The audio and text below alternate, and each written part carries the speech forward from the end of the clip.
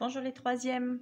Bien, nous continuons notre travail sur notre séquence sur comment donner son avis et convaincre. Nous avons fait une première vidéo sur le sujet de réflexion la dernière fois et je vous avais demandé de commencer à rédiger et de vous entraîner à rédiger sur le sujet sur lequel nous avions réfléchi ensemble sur le thème de l'uniforme, du port de l'uniforme à l'école. Bien, rappelez-vous, nous avions d'abord cherché le thème, puis ensuite quel type de questions nous est posé, et nous avions construit un plan en deux grandes parties. D'un côté les arguments pour et de l'autre côté les arguments contre. Nous avions noté les arguments qui nous venaient à l'esprit et ceux qui étaient en classe ont vu comment finalement dans la discussion on arrivait à trouver des arguments, notamment en se mettant à la place des autres, etc. Nous avions vu des astuces pour trouver les arguments. Et puis nous avions ensuite vu que les arguments pouvaient être regroupés en deux sous-parties dans chaque grande partie. Nous avions mis des couleurs et nous en étions là. Et je vous avais demandé, choisissez une sous-partie de ce devoir pour vous entraîner à rédiger. Alors, moi, j'ai choisi la dernière sous-partie de ce devoir. Dans la grande deuxième partie, les arguments contre, j'ai choisi de travailler sur le port de l'uniforme et liberticide. Et nous allons voir comment on peut non seulement donner les arguments, reprendre les arguments que nous avons notés, mais en plus s'obliger à expliquer et à développer nos arguments. Alors, j'ai commencé ma partie par le mot « enfin ». On a déjà vu ces mots ensemble, d'abord, ensuite, enfin. C'est un connecteur logique qui vient ici introduire, de toute évidence, ma dernière partie. Enfin, je trouve que porter un uniforme à l'école peut priver les individus écoliers, collégiens, lycéens ou étudiants de liberté. Le port de l'uniforme peut être considéré comme liberticide. Or, la liberté est un droit fondamental et le collégien doit avoir le droit de s'habiller comme il l'entend. Les élèves doivent pouvoir exister, se démarquer, affirmer leur identité et exprimer leur créativité à travers leurs vêtements.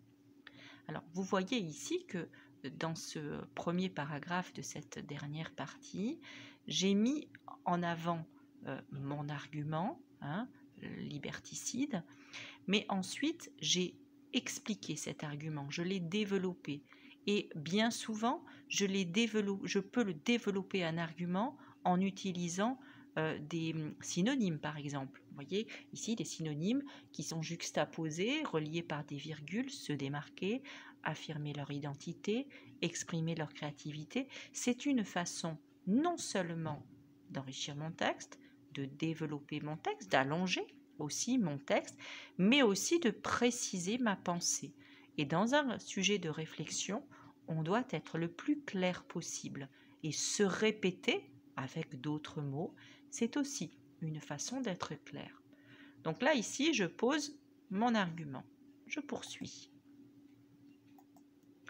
À l'adolescence, l'individu est en pleine recherche de sa personnalité. Et bien souvent, cette personnalité s'exprime à travers le choix des vêtements. C'est aussi une façon de s'opposer aux adultes qui n'apprécient pas forcément les choix des adolescents et en s'opposant, on grandit. Comment se forger une personnalité propre si nous sommes tous identiques ? Alors là, vous voyez que j'ai repris l'argument dont nous avions parlé ensemble, que nous avions choisi ensemble dans notre tableau. Le vêtement aide à construire notre personnalité. Je l'ai développé. J'ai posé une question. Vous voyez, j'ai mis le point d'interrogation ici en rouge. Poser une question, c'est une façon aussi d'enrichir son texte. On pose une question, ce n'est pas une vraie question, c'est une question qui s'appelle une question oratoire. On pose une question, en fait la réponse doit être claire. Comment se forger une personnalité propre si nous sommes tous identiques ? Sous-entendu, ce n'est pas possible. Mais voyez que poser la question nous permet d'être encore plus clair. Regardez, dans ces deux paragraphes, j'ai mis en bleu ces mots qui aident à construire ma pensée logique, qui m'aident à montrer que j'ai une réflexion qui s'organise de façon logique. Ces mots, on les appelle des connecteurs logiques. On y reviendra juste après. Alors maintenant, j'ai donné des arguments. Qu'est-ce qui me manque? Il me manque un exemple. Je vous rappelle qu'on a dit, lorsqu'on donne un argument, on essaye de trouver des exemples précis, concrets, soit dans notre vie personnelle, soit dans la littérature, dans un film, dans les médias. Voilà mon exemple. Dans mon collège, certains de mes camarades ont choisi, par leurs vêtements, d'affirmer devant tous l'origine de leurs parents, en venant par exemple avec des habits en wax, le tissu africain très coloré. D'autres veulent peut-être montrer qu'ils sont tristes et s'habillent toujours en noir. Certains élèves se fondent dans la masse et se cachent en jean, t-shirt, basket, alors que d'autres, encore, sont toujours à la pointe de la mode ou en tenue excentrique. Donc là, j'ai donné des exemples sur le choix du vêtement affirme la personnalité. Puis je reprends mon argument pour repréciser ma pensée. Non seulement je trouve ce mélange plus joli et plus gai, mais surtout, je pense que nous devons pouvoir exprimer notre personnalité avec nos vêtements et puis changer d'avis, évoluer, nous transformer comme nous l'entendons. Voyez que je reprends le même argument avec d'autres mots pour, encore une fois, clarifier ma pensée. J'arrive maintenant à mon troisième argument de ma dernière partie. Et puis, n'est-il pas naturel et humain de chercher à se distinguer des autres, quel que soit le milieu, l'environnement, le contexte et l'âge? Certes, on peut rêver d'une société où nous serions tous égaux. Cependant, a-t-on vraiment envie d'un monde normalisé et uniformisé où nous serions tous d'apparence identique de la tête aux pieds? Il est intéressant de constater que dans les pays dans lesquels il y a une dictature, le port de l'uniforme est toujours imposé dans les écoles. Vous vous souvenez, alors ceux qui étaient présents en classe lundi se souviennent de cette discussion, de ce que nous avions dit, effectivement. Le port de l'uniforme, c'est une façon d'ordonner, mais quelquefois d'ordonner à l'excès, d'ordonner de façon très importante. Et dans les dictatures, justement, on veut gérer la pensée de l'individu pour que tout le monde marche dans le même sens, dans le sens du dictateur, bien évidemment. Il me manque ici un exemple. Je vais aller puiser mon exemple. Certains d'entre vous vont reconnaître un livre qu'ils ont lu. Je vais aller puiser mon exemple dans la littérature. C'est le cas dans Le meilleur des mondes. Aldous Huxley y décrit une société futuriste dans laquelle tous les individus sont rangés dans une classe sociale sans avoir le pouvoir d'en sortir. L'uniforme pour les enfants et les adultes aussi d'ailleurs symbolise cette impossibilité de sortir de sa condition. Ça, c'est dans le livre. C'est une société effrayante et angoissante dont il est question ici. Donc j'ai choisi un livre et j'ai montré que dans ce livre, à quoi sert l'uniforme et montré en quoi cet exemple est en adéquation avec mon argument. Donc, on a ici notre dernière sous-partie. Vous voyez que c'est assez long. Bien évidemment, vous n'êtes pas, on n'attend pas de vous quelque chose d'aussi long, d'accord? Mais ici, on a donc notre dernière sous-partie, en quelque sorte un quart du corps du texte. Je ne parle pas de l'introduction, de la conclusion, dont nous parlerons dans une prochaine vidéo. Alors, vous voyez qu'il y a un mélange de vers.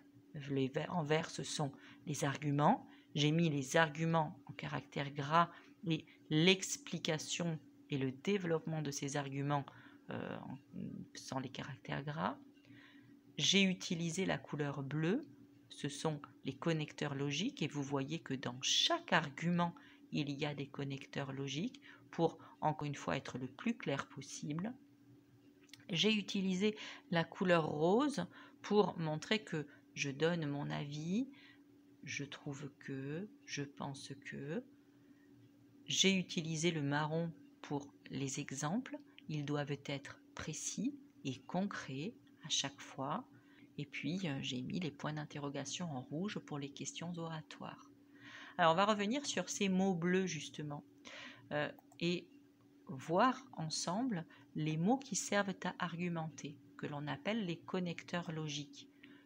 Pour convaincre, il faut être clair, et un vocabulaire précis est indispensable. Sur la leçon que je vous ai donnée et que vous avez imprimée, dans la dernière partie, vous avez ces mots-là que l'on va voir ensemble aujourd'hui. Ce n'est pas la peine de noter puisqu'ils sont déjà ici. Vous pouvez mettre des mots qui vous intéressent en fluo si vous voulez. Bien, alors, les connecteurs logiques. D'abord, il y a des connecteurs logiques pour présenter et hiérarchiser ces parties. Cela, nous les avons vus depuis le début de l'année. D'abord, ensuite, enfin. On peut en utiliser d'autres. En premier lieu, puis, d'une part, d'autre part, en dernier lieu.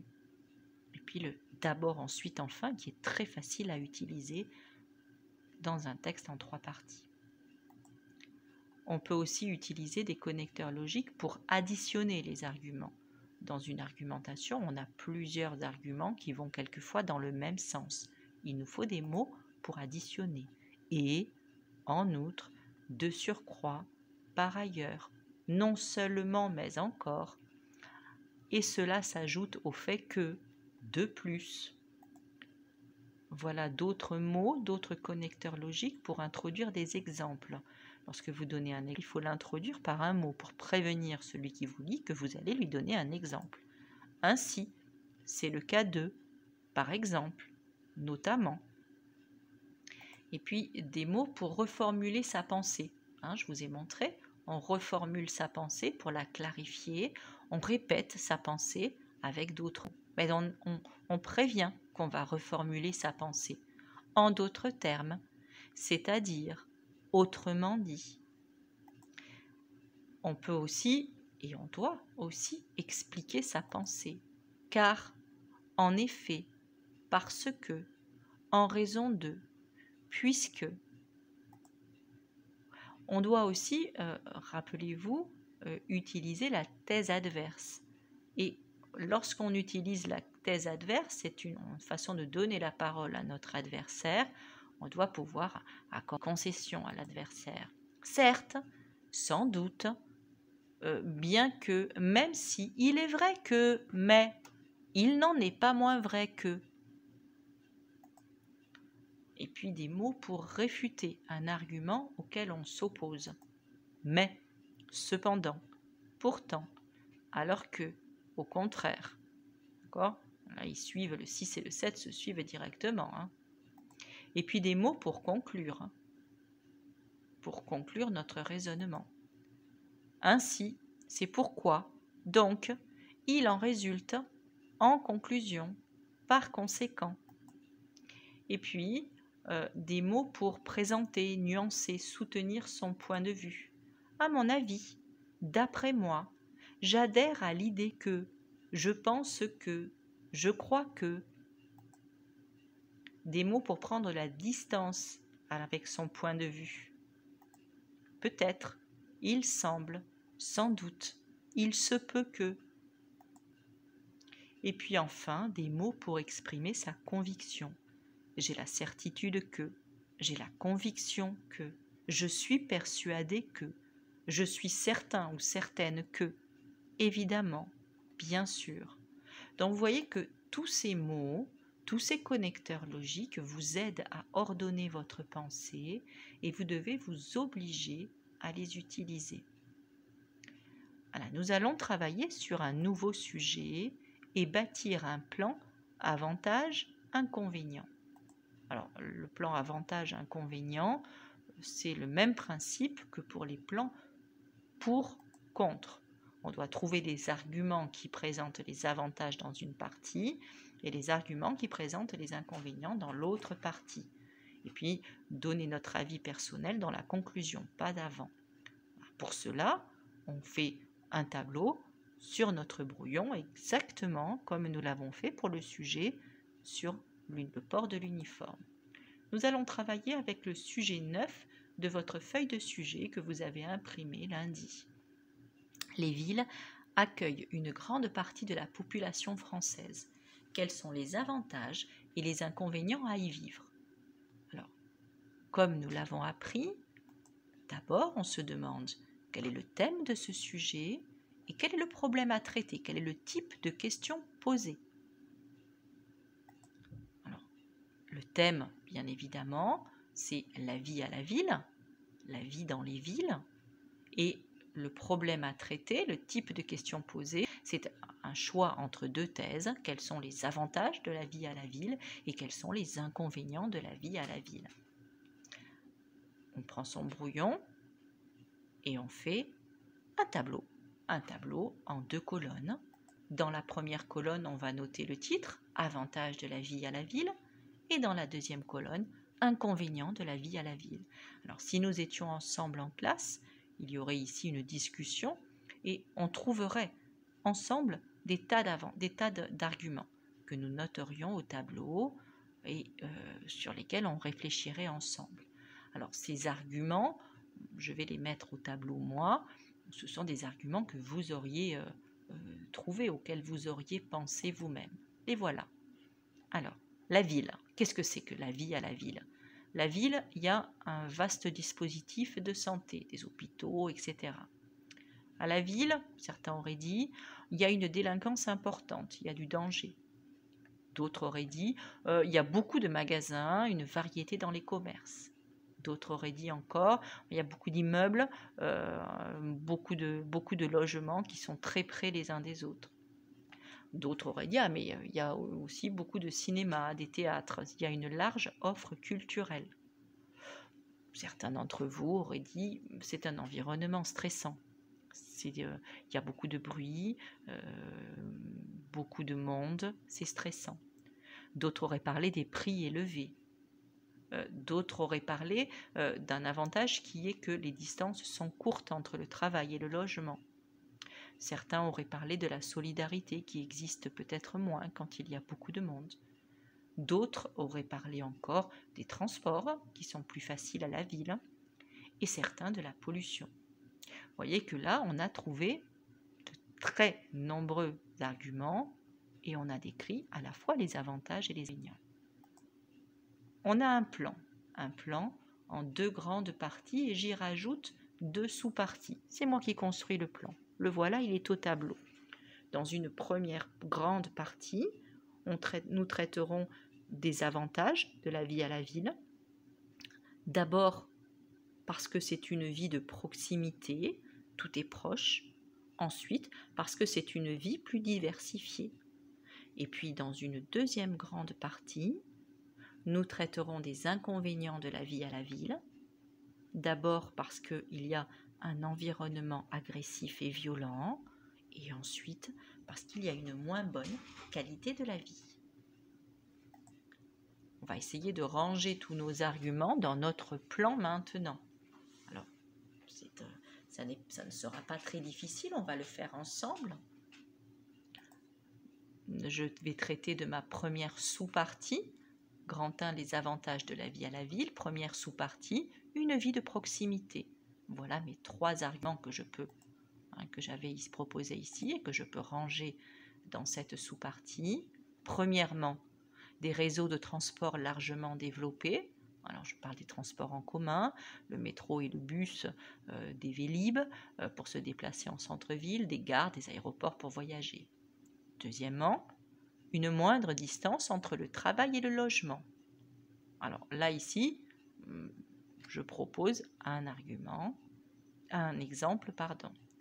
Troisièmement, un vaste dispositif de santé, et je parle des hôpitaux à proximité.